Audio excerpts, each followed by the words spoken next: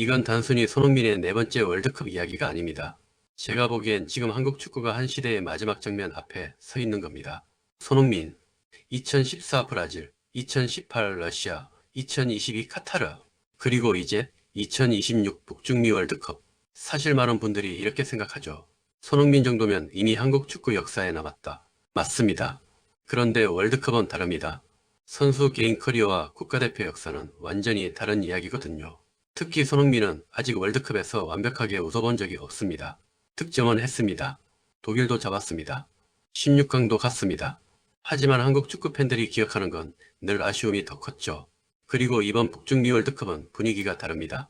나이도 34세, 미국 MLS로 이적, 체력 변화, 역할 변화, 대표팀 세대 교체, 모든 조건이 이번이 마지막일 수 있다는 방향으로 흘러가고 있습니다. 그런데 여기서 중요한 건 따로 있습니다. 과연 손흥민은 마지막 월드컵에서 레전드 선수로 끝날 것인가? 아니면 진짜 한국 축구의 역사를 바꾸는 주장으로 남을 것인가? 저는 이번 월드컵이 단순한 대회가 아니라 한국 축구 세대 교체의 분기점이 될 가능성이 크다고 봅니다. 일단 기록만 보면 이미 설명이 필요 없는 선수입니다. 월드컵 4회 출전, 한국 선수 최다 타이 기록, A매치 142경기 54골, 월드컵 통산 3골. 그런데 아이러니하게도 손흥민 커리어에는 늘 따라붙는 말이 있었죠. 대표팀에서는 뭔가 아쉽다. 왜 이런 평가가 나왔을까요? 저는 그 이유가 손흥민 개인 문제가 아니라 한국 축구 구조 때문이었다고 봅니다. 생각해보면 손흥민은 늘 가장 어려운 시대를 버텨온 선수였습니다. 2014 브라질 월드컵 때는 팀 조직력이 완전히 무너져 있었죠. 2018 러시아 월드컵은 더 극단적이었습니다. 손흥민은 멕시코전 골, 독일전 쐐기골까지 넣어냈죠. 특히 독일전은 지금도 한국 축구 역사상 가장 상징적인 장면 중 하나입니다. 하지만 문제는 그 다음입니다. 독일을 잡고도 탈락했습니다. 바로 여기서 손흥민 시대 한국 축구의 비극이 드러난 겁니다. 손흥민은 세계적인 선수였지만 대표팀은 늘 완성형 팀이 아니었습니다. 카타르 월드컵은 조금 달랐죠. 아나골절 부상, 마스크 투혼, 16강 진출. 그런데 냉정하게 보면 카타르에서도 손흥민 개인 퍼포먼스 자체는 완벽하지는 않았습니다. 손흥민은 지금까지 월드컵에서 개인 활약과 팀 성과가 동시에 폭발한 적이 거의 없습니다. 이번 북중미 월드컵은 그 마지막 기회일 가능성이 큽니다. 여기서 진짜 중요한 포인트가 나옵니다. 손흥민이 토트넘을 떠나 LAFC로 간 이유입니다. 많은 사람들이 단순히 커리어 후반 선택이라고 생각했죠. 그런데 저는 오히려 월드컵 전략적 선택이었다고 봅니다. 북중미 월드컵은 미국, 캐나다, 멕시코에서 열립니다. 기후, 이동거리, 잔디 환경, 시차, 전부 유럽 선수들에게 상당히 까다로운 조건입니다.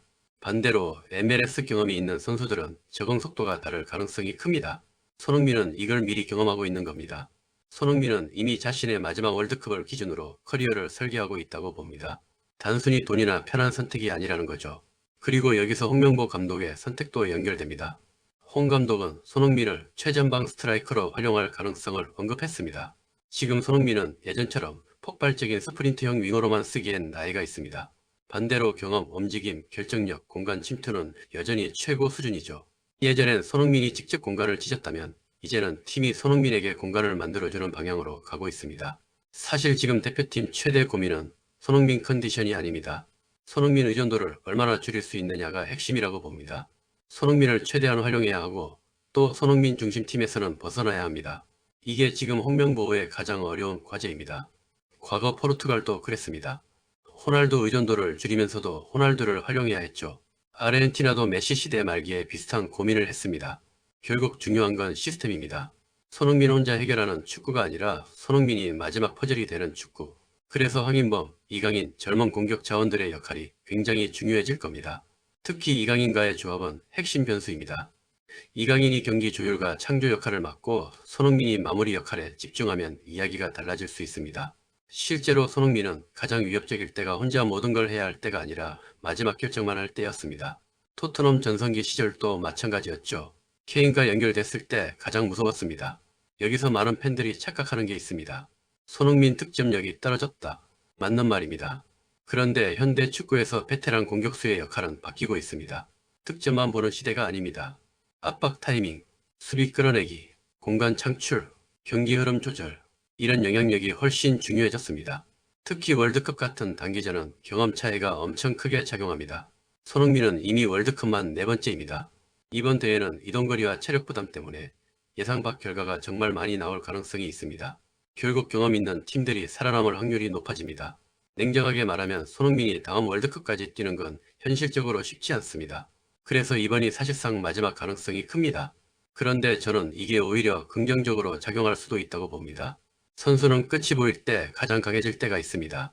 특히 손흥민은 대표팀에 대한 책임감이 굉장히 강한 선수입니다. 지금까지도 늘 대표팀 차출을 우선시했고 부상 속에서도 뛰었습니다. 문제는 결국 결과입니다. 한국 축구 팬들은 이제 단순한 투혼보다 진짜 성과를 원하고 있습니다.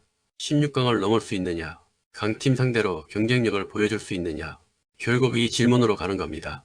지금 세계 축구도 세대교체 혼란기입니다. 절대 강자가 예전만큼 압도적이지 않습니다. 변수도 많습니다. 짧은 순간 흐름만 타도 예상 밖 결과가 나올 수 있습니다. 강팀 입장에서는 이변 가능성이 크고 중위권 팀 입장에서는 기회가 생기는 구조입니다. 결국 손흥민의 네 번째 월드컵은 단순히 한 선수의 마지막 도전이 아닙니다. 한국 축구가 손흥민 시대를 어떻게 마무리할 것인가에 대한 이야기입니다. 팬들이 진짜 원하는 건 마지막에 웃는 장면일 겁니다. 저는 이번 북중미 월드컵이 손흥민 개인에게도 한국 축구에도 굉장히 상징적인 대회가 될 가능성이 크다고 봅니다. 그리고 어쩌면 지금까지와는 다른 손흥민을 보게 될 수도 있습니다. 폭발적인 윙어가 아니라 팀을 완성시키는 해결사 역할 말입니다. 결국 중요한 건 한 가지입니다. 손흥민이 마지막 월드컵에서 혼자 싸우는 선수로 남을 것인가? 아니면 팀을 완성시키는 주장으로 기억될 것인가? 제 판단은 후자 가능성이 아직 충분히 남아있다는 겁니다. 여러분은 어떻게 보세요?